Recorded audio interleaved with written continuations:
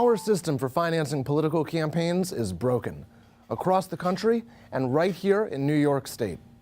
I'm Michael Pernick, an attorney and voting rights lawyer from Long Island. I used to manage political campaigns, and I saw firsthand how our system is broken. Leaders and ordinary Americans from across the political spectrum agree that our campaign finance system does not work.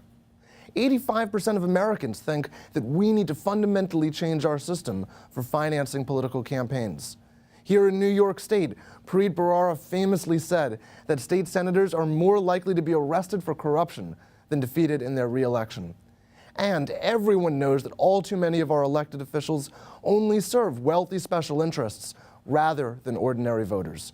The tax bill that passed Congress was a naked attempt to satisfy a tiny percentage of the American population, those who donate exorbitant sums to political campaigns. That's why people called it the Donor Relief Act of 2017. Many Republican leaders who voted for the bill admitted that they had no choice. If they didn't, their campaign contributions would dry up. Our broken campaign finance system poses an existential threat to our democratic system. But there is a path forward, and we could start right here in New York. There's a lot that our leaders in Albany can do to fix these problems. We can close the LLC loophole. We can impose real contribution limits. But today, I want to talk about public financing of political campaigns. Over 13 states and countless localities have enacted systems in which qualifying candidates can receive public funds to finance their campaigns. In exchange, participating candidates agree to limitations on their ability to rely on large donations from special interests or the ultra-rich. There are a number of ways to do this. New York City, for example, uses a small donor matching system. Small contributions are matched 6-to-1.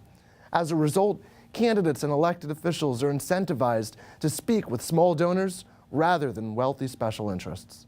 In Connecticut, qualifying candidates receive lump sum grants from the state. In exchange, they're prohibited from continuing to solicit contributions for their campaigns. These systems are great. Instead of relying on big donors, candidates can focus on ordinary voters. And after they win, elected officials are no longer beholden to the special interests that finance their campaign. In addition, our leaders can actually spend their time governing rather than raising money for their re-election.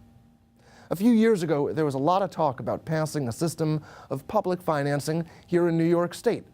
In fact, we did pass a pilot program for public financing for the state comptroller's office, but the plan was deeply flawed and underfunded, and our current state comptroller, who supports public financing, didn't even participate because the system was so broken. Since then, these efforts have stalled here in New York, even as others around the country got to work. Early last year, Washington, D.C. passed public financing for their elections, and they were joined by Montgomery County in Maryland. And right here on Long Island, Suffolk County is moving ahead with public financing for their local elections. It's time for New York State to catch up.